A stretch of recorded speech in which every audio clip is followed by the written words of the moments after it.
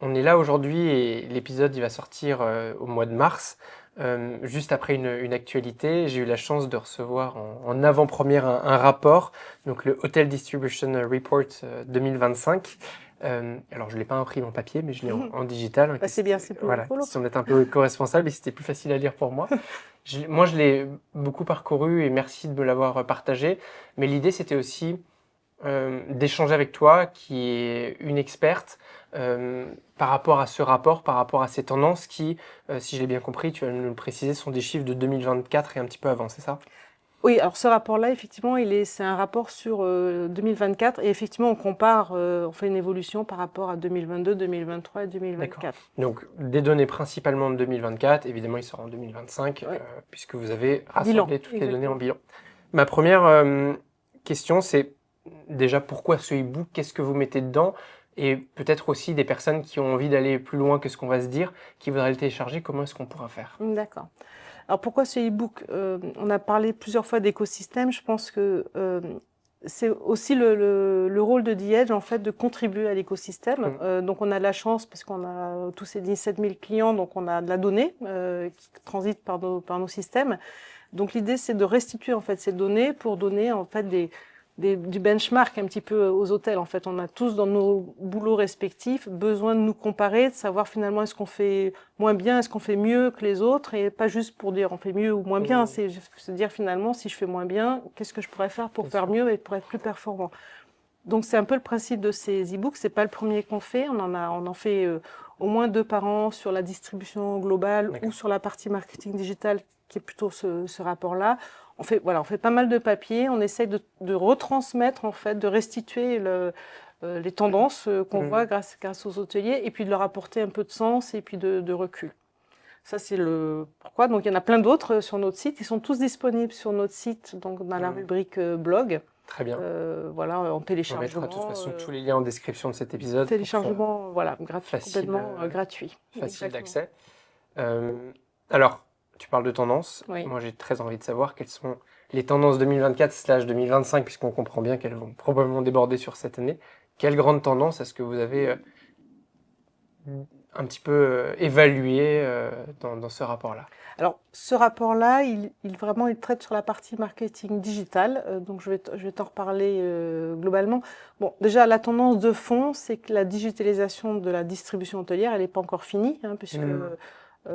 alors nous, dans nos systèmes, on ne voit que la partie qui est faite online, on ne voit pas la partie qui est faite par quelqu'un qui va à l'hôtel directement réservé ou qui appelle l'hôtel, etc. Mais ça, tu as d'autres études qui le montrent. On est aujourd'hui à peu près 65% de la distribution qui est maintenant online. C'est pas 65%. fini. Voilà. Alors, il y a des gens que ça surprend. Je trouve ça presque peu, pour être franc. Voilà. Alors, il y a ceux qui trouvent que c'est peu, ceux qui trouvent que c'est beaucoup. Donc, ça veut dire que Il y a il encore y a 35. encore 35% de personnes Ouais. qui réservent au téléphone, puisque Ouais. ça, c'est pas du online. Par email, Donc, par email, ça, on considère que c'est pas du c'est online. pas du online. Et par contre, la réservation directe sur le site web du client, C'est du là, on est online. sur du online. Exactement. Exactement. Donc, les canaux principaux que tu me cites, c'est emailing et téléphone. Ça rentre dans Enfin, ces... emailing, alors dans le Pardon, pas sens, emailing. ouais, Email email direct du à client. l'hôtel, pas Voilà, c'est ça. emailing. Ou il arrive encore que des clients se présentent directement Le fameux walk-in. le walking qui disparaît parce que j'ai un hôtelier qui me racontait justement que même les gens qui font du walking, en fait, ils arrivent à la réception et puis ils prennent leur téléphone Oui, et ils réservent. et ils réservent en Voilà, direct. en Ils veulent direct. s'assurer que tu puisses leur donner les meilleurs tarifs. Voilà. Ils réservent et après, s'ils ont un compte chez un booking.com par Ouais, exemple avec des tarifs, ils te le réservent en direct. ouais. Il n'y a rien de plus insupportable d'ailleurs pour l'hôtelier. Et petit conseil aux hôteliers, quand vous avez un walk-in, bon, faites-lui une meilleure offre en direct. Il est devant vous, c'est l'occasion de prendre une résa Et- en En direct. direct, exactement. Euh, Donc, je fais juste ouais. une parenthèse, mais c'est assez impressionnant ce que tu donnes comme chiffre. Et moi, ça me fait aussi écho à un autre challenge que j'ai dans les hôtels que j'accompagne, de du département de réservation. On m'a déjà posé la question, est-ce qu'aujourd'hui le département réservation, il a encore un futur ou pas? En fait, quand j'entends cette statistique, tout de suite, je me dis oui, puisqu'il y a un énorme volume j'imagine que c'est pas tous les hôtels, mais peut-être certaines typologies d'établissements, qui traitent énormément d'emails clients directs et d'appels téléphoniques. Exactement. D'ailleurs, je vais faire un peu de placement produit, mais c'est vrai que chez Diète, on a développé un outil qui s'appelle le CRO, Mm. qui permet justement aux agents de réservation de prendre la réservation comme sur un booking engine, justement, et que Ouais. ce soit traité comme une autre réservation. Voilà. Donc ça, c'était une tendance. Alors, je pense qu'effectivement, il y a des situations très très différentes d'un hôtel à l'autre sur cette partie digitalisation, sur la partie où ça dépend où ils se trouvent dans le monde, ça dépend de leur clientèle. Euh, on voit quand même que ça va accélérer encore plus. Ça change quand même un peu les équilibres, hein, cette partie-là. Parce qu'on a quand même aujourd'hui une génération qui monte en puissance et qui maintenant a du pouvoir d'achat.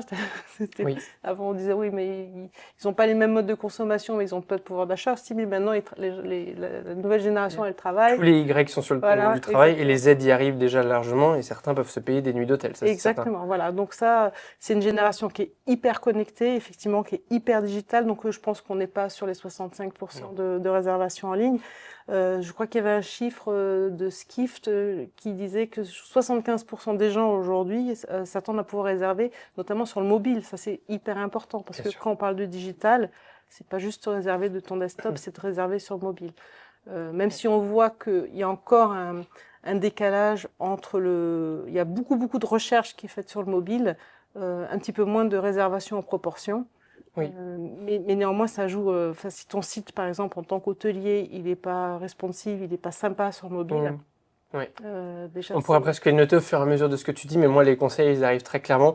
Bon, si en 2025, votre hôtel, il n'est pas responsive, enfin, votre site web d'hôtel, il n'est pas responsive, on oublie. Oui, il est C'est une responsive, urgence. il est rapide, parce que encore une fois, c'est une génération hyper impatiente. Enfin, Oui. et alors, quand je dis une génération impatiente, il y a un truc qui s'appelle, j'ai oublié le nom, mais c'est le principe de dire que quand tu as vécu une expérience en tant qu'utilisateur quelque part, tu vas avoir tendance à attendre cette même expérience ailleurs, si elle est bien, même si c'est pas du tout le même secteur. C'est-à-dire qu'avant, un hôtel, il se comparait à un autre hôtel, d'accord? Il disait, si l'hôtel d'à côté, il fait du petit déjeuner inclus, il faut que je fasse du petit déjeuner inclus. Aujourd'hui, ça dépasse juste ce milieu-là. C'est-à-dire que toi, en tant qu'utilisateur, tu vas commander quelque chose sur, alors ne pas le citer comme Amazon, tu vas commander, tu vas recevoir ton produit le lendemain, on va te faire une recommandation pour un nouveau produit.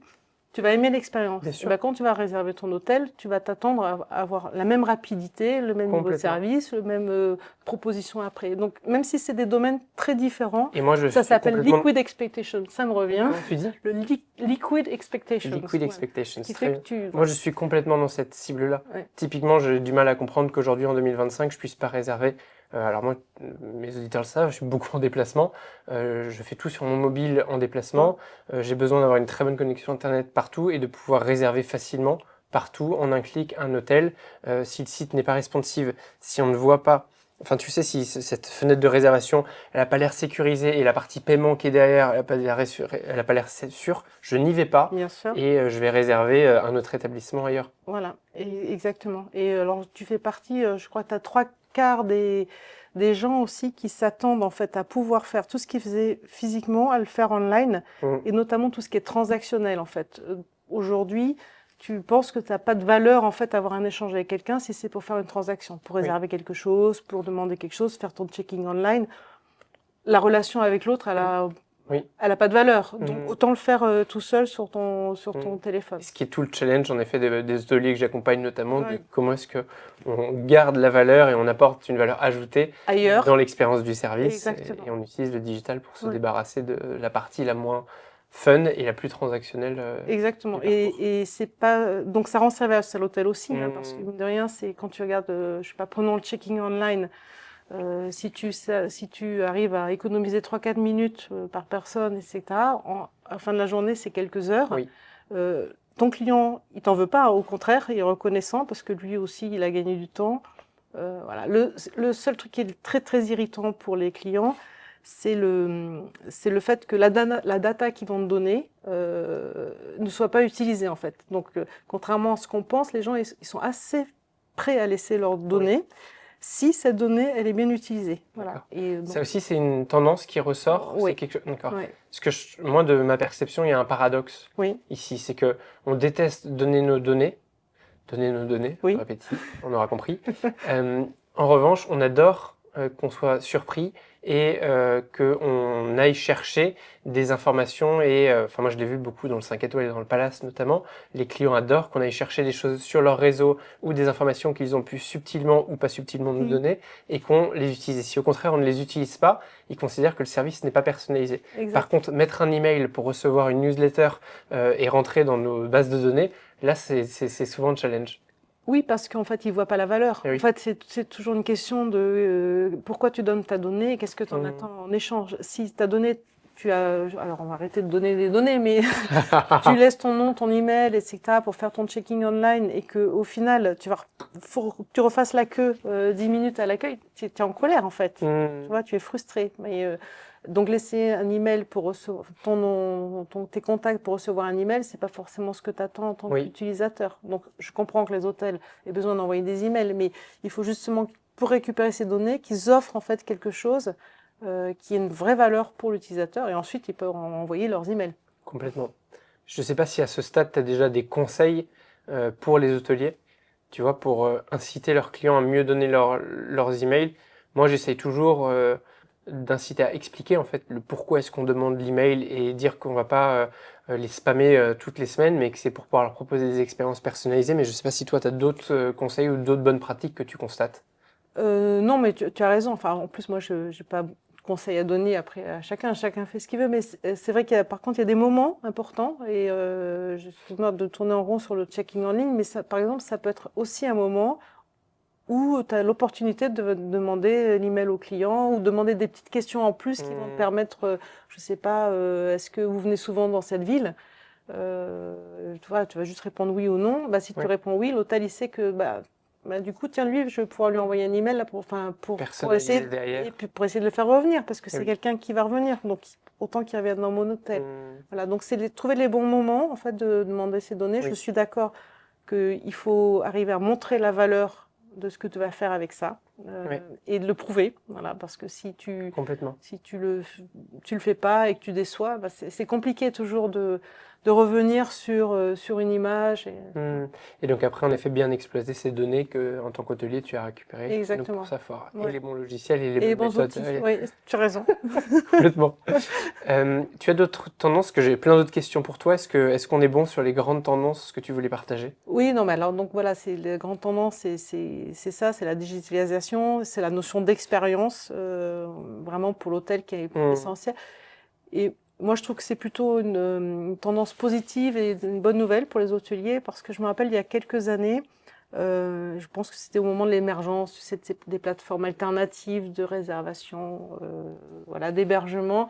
Et il y avait cette problématique un peu que l'hôtellerie devenait une commodité en fait. Oui. Et c'était un peu le risque qu'un hôtel, ça devenait une nuit, un lit. Je pense qu'avec la notion d'expérience, c'est une très bonne nouvelle pour les hôteliers parce que c'est ce qu'ils savent faire. Voilà. Et donc il y a vraiment quelque chose qui est très positif pour le business hôtelier d'aller proposer aux clients cette expérience-là et pas se vendre juste comme un lit, un prix. Il y a quelque chose de crucial à saisir dans ce que tu dis là, où en effet bien utiliser ces tendances pour comprendre que la valeur ajoutée, elle est... Alors bien sûr, on a ces outils, c'est génial, ils vont nous permettre en tant qu'hôtelier d'améliorer notre quotidien, mais la valeur ajoutée, elle est dans notre service, je dis nous en tant qu'hôtelier, au quotidien auprès de nos clients, les équipes, ce qu'on peut apporter comme valeur ajoutée, comme humanisation aussi de la relation. Et ça, je pense que c'est important de le comprendre, parce que souvent, j'ai un peu cette mauvaise compréhension de dire... Oui, mais aujourd'hui, on peut être 100% digitalisé et donc on n'a plus besoin de toutes ces équipes. Là, de ce que je ressens des chiffres et des données, des tendances que tu nous partages, c'est que clairement, oui, il y a de la digitalisation de plus en plus fort, mais qu'elle laisse aussi une belle place finalement à l'humain là-dedans. Exactement. Ouais. Pour moi, la digitalisation, elle remplace le transactionnel, comme je te le disais. Oui. Pas tout le reste. Ouais, excellent. Dans ce rapport, il y a quelque chose qui m'a interloqué sur le coût de la distribution directe sur le business hôtelier.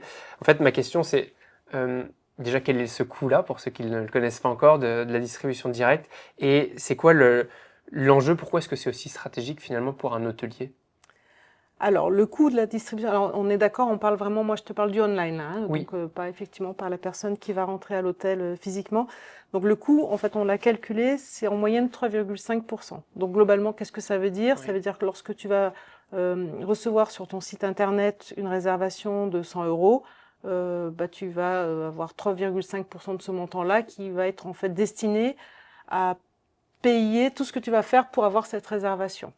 Donc en amont, Donc en les amont, campagnes marketing. ton site, Oui. ton moteur de réservation, ta campagne marketing, donc tout ce qui est marketing digital pour attirer des gens sur ton site, etc. Donc toute la partie de techno globalement. Donc le payant, tout ton trafic payant et non payant, si on reviendra peut-être à cette différentiel, globalement ça coûte 3,5% à un hôtel. Voilà. Donc ça, c'est un coût qui est hyper, c'est important parce que c'est vrai que c'est souvent une question qu'on pose parce qu'on compare le direct à l'indirect, donc on va comparer une agence en ligne et une commission, mais on n'a pas souvent il n'y avait pas ce référentiel. On sait que les outils sont chers, mais on ne savait pas quel était le coût du Tout le monde direct. sait, et ça paraît évident, Ouais. que le direct c'est mieux parce qu'en fait je paye moins. Mais le Ouais. 3,5 typiquement Voilà. pour moi c'est une donnée qui est complètement nouvelle. Exactement. Et surtout, elle prend en compte vraiment tous les aspects, y compris marketing digital. Alors, c'est important, le direct. Encore une fois, chacun fait ce qu'il veut, et chacun a sa stratégie, et toutes les stratégies sont bonnes. Le seul truc, c'est d'y réfléchir avant et de savoir pourquoi on prend les décisions. Oui. Donc, ces outils-là, ils te permettent de prendre des décisions et ensuite de faire tes stratégies en fonction d'éléments tangibles. Donc le direct, pourquoi c'est important? Il y a quand même un aspect aussi déjà stratégique du direct. Je crois que j'avais écouté un des podcasts précédents que tu avais fait. Tu as une personne qui t'est intervenue qui parlait, est-ce que tu veux louer ta clientèle ou est-ce que tu veux acheter ta clientèle? Enfin, est-ce que tu loues tes clients? Ou Voilà, c'est le propriétaire de tes clients. C'est Mathias Vivier-Merle, on parle Voilà, de communication. exactement. Donc il y a quand même cet aspect stratégique qui est hyper important et je trouve que la formulation, elle est juste. Donc à long terme, est-ce que dans le direct, effectivement, tu es propriétaire de ton client, tant que tu arrives à le satisfaire. Et ensuite, il y a un aspect vraiment financier, et c'est ça que cette étude, elle met en avant, c'est quand même l'impact, en fait, d'avoir du direct dans ta distribution, d'avoir un mix. On sait bien qu'on n'aura jamais 100% direct, ou alors, Bien sûr. voilà, c'est pas le propos, d'accord? Le propos, c'est en tant qu'hôtelier, d'avoir le contrôle sur ta distrib et de faire le meilleur mix possible de tes canaux de distribution. Ouais. On parlait des GDS, ça en fait partie également, etc. Mais voilà, et pour optimiser en fait ton coût. Je veux bien qu'on pousse ce curseur-là de la réservation directe. Quels canaux publicitaires finalement tu peux utiliser aujourd'hui pour réserver plus de résa direct? Parce que moi dans ma tête, ok, je comprends que c'est 3,5 du coup. Donc si je compare à un OTA, que je vais payer 15 ou 20% de ma réservation ou plus. Ouais, parce Ouais. qu'avec maintenant les programmes de fidélité, etc., tu as certains hôtels qui peuvent atteindre jusqu'à 28%. 28%. Ouais. Waouh. Sur des booking.com par exemple? Je cite pas de nom parce que après ils ont de la valeur, hein, mais Oui. voilà, je veux dire, la fourchette peut monter. En tout cas, qu'on se rende bien compte, voilà, ça coûte énormément cher. Moi, je me dis, je suis hôtelier, j'ai de la marge sur ce curseur de réservation directe, je peux dépenser plus d'argent pour augmenter mes réservations directes parce qu'il y a énormément de marge entre 3,5 et 15, 20 ou 28%. Exactement. Justement, c'est quoi les canaux à pousser? Ce serait quoi la bonne stratégie selon toi? Alors, c'est là où le marketing digital intervient. Ce que montre aussi l'étude, c'est que globalement, dans tes réservations sur ton site, tu as à peu près 2 tiers des réservations qui proviennent de ce qu'on appelle du trafic gratuit. Gratuit, il faut quand même avoir un site web, donc ça, on a bien tenu compte quand même Ce qu'on appelle le SEO. Alors, le SEO ou le direct, c'est-à-dire si tu es allé à un hôtel, je sais pas, hôtel de la Poste, que tu as beaucoup aimé, si tu vas directement sur www.hôtel de la Poste, tu arrives directement. Donc ça, c'est pas du SEO, c'est toi qui... Ou si l'hôtel de la Poste t'envoie un email, parce il avait te demandé dans ton checking en ligne si tu revenais souvent dans cette ville et tu avais dit oui, tu as envoyé un email, tu as cliqué pour je réserve, tu arrives directement sur son site. D'accord ? Donc c'est pas du SEO là. Mais c'est globalement du trafic gratuit. Oui. Et tu as effectivement le SEO, qui est ce qu'on appelle donc organic search, où là tu vas taper je cherche un hôtel sympa à Tours, voilà, et là si l'hôtel de la Poste apparaît parce qu'elle a été bien référencée, c'est gratuit, c'est du SEO. Donc ça c'est 2 tiers aujourd'hui du trafic des sites web des hôtels, ça arrive de ces formes de trafic-là. Il y a 1 tiers supplémentaire donc qui arrive du marketing digital. Et donc là, ce sont toutes les campagnes d'achat de mots-clés. Par exemple, tu peux mettre acheter hôtel de la Poste, déjà, premièrement, parce que si toi tu le fais pas, les outils le font. Oui. Et voilà, et donc quelqu'un, tu vas chercher hôtel de la Poste et tu vas pas faire attention et tu vas aller réserver l'hôtel de la Poste sur l'agence en ligne. Voilà. Donc ça, c'est toute la partie marketing Oui. digital. Ça, je traduis pour un hôtelier Oui, très simple ou un client qui prendrait une réservation. Concrètement, quand vous cherchez ces fameux hôtels, c'est les fameux liens sponsorisés qui exactement, arrivent en haut de la page au haut de la Google. page. Et alors c'est quelque chose aussi que montre l'étude, c'est que en fait les pages, alors Google ça reste quand même l'acteur numéro un en fait dans les moteurs de recherche Oui. dans le monde. Il y a que quelques pays comme en Chine, etc. où ils sont pas là, mais donc ça c'est et en fait les pages en fait de résultats de Google elles changent. Donc au fur et à mesure du temps, des contraintes. Là il y a ce qu'on appelle le Digital Market Act de l'Europe qui aussi a contraint Google à revoir en fait ses pages de résultats, ce qui fait que cette partie en fait organique, elle a tendance un petit peu à arriver en bas des écrans et que si tu n'as pas de lien payant, bah, tu risques de louper ton client. Voilà. Concrètement, on t'oblige un petit peu à un moment ou à un autre à À payer payer. pour arriver en première page. Ouais. Voilà. C'est le jeu c'est de Google. Hein.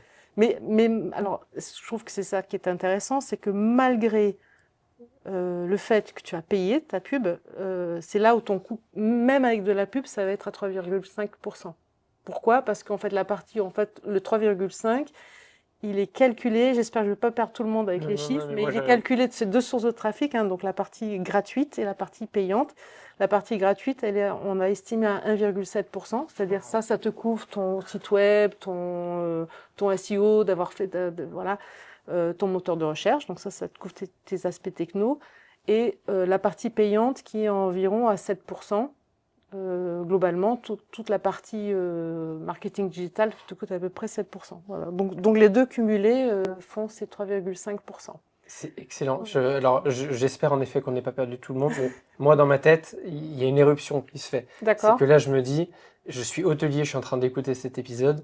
Demain, je mets tout en place pour pousser à fond ma résa direct parce que je pensais que les conseils que tu es en train de nous donner allaient s'ajouter à 3,5. Là, tu me dis qu'ils sont déjà Ils sont dedans. inclus, Donc, j'ai encore plus de bien marge sûr. pour aller pousser cette réservation directe au maximum et utiliser d'autres canaux dont tu vas continuer de nous parler juste là, j'en suis sûr. Si tu fais un calcul rapide, Ouais. par exemple, tu prends un hôtel qui est à 100 euros sur 100 chambres, s'il est à 100% sur les outillés, globalement, ça va lui coûter, il va recevoir 240 000 euros de résultats par mois, parce que moins les 20%, disons, d'outillés.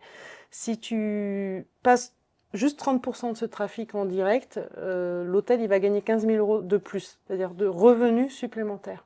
Ok. Voilà. Donc 15 000 euros en période où tu as du mal à recruter, en période où tu as du mal à payer les gens, Oui, tu vois, à proposer on des prend. salaires, voilà, on prend On et prend. ça te permet, enfin, tu vois, de faire quand même beaucoup, beaucoup d'autres choses, justement, sur cette Ouais. partie expérience client. Excellent. Donc tu peux reprendre là sur ce que tu expliquais, ce que moi j'aurais appelé le SIA, Oui, finalement, c'est ça, la partie payante, c'est payante, ça. ouais, ouais. Est-ce qu'il y a d'autres choses que tu peux pousser en direct?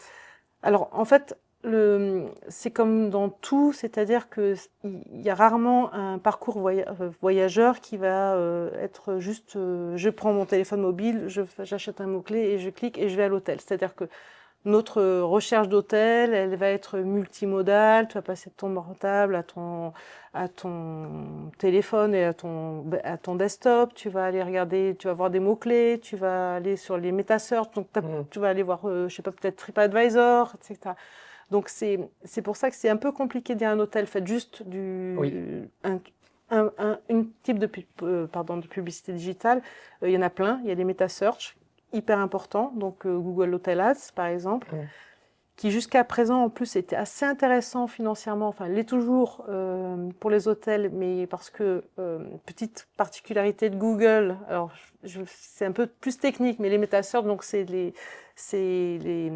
comparateurs en fait de tarifs et Dont Google depuis pas si longtemps que ça, avec notamment Google Hotel en Hotel fait Ads, partie, ouais c'est ça, ouais. TripAdvisor. TripAdvisor, Alors Trivago. j'imagine que Booking.com en fait quand même partie parce ils ont ce côté-là comparateur aussi, ou Ah, pas? alors moi je le considère pas Toi comme tu le ça. mets vraiment dans la partie Oui, oui, outillée, oui. donc Ouais. Trivago en fait partie. C'est ça, Ok. Trivago. Ouais.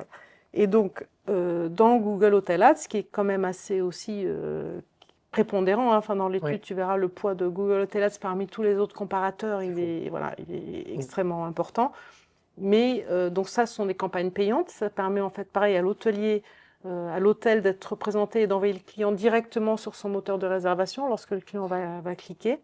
Et Google proposait ce qu'on appelait des free booking links, c'est-à-dire la possibilité pour l'hôtel d'avoir aussi un lien gratuit. Alors il y a, c'est pas toi qui décides, hein, évidemment, comment c'est appliqué, mais globalement, il y avait quand même beaucoup de réservations qui se faisaient via ce lien gratuit pour les hôtels, ce qui fait que le coût en fait, de la publicité, le meta-search, n'était pas très très cher.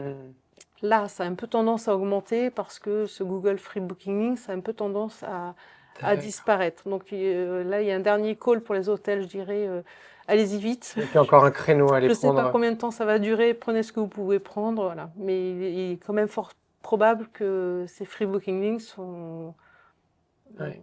vont disparaître ou en tout cas être de Très bien, moins ouais, importants. hyper Ouais. précis. Tu disais justement que Google représentait une énorme partie. Alors, corrige-moi si je me trompe.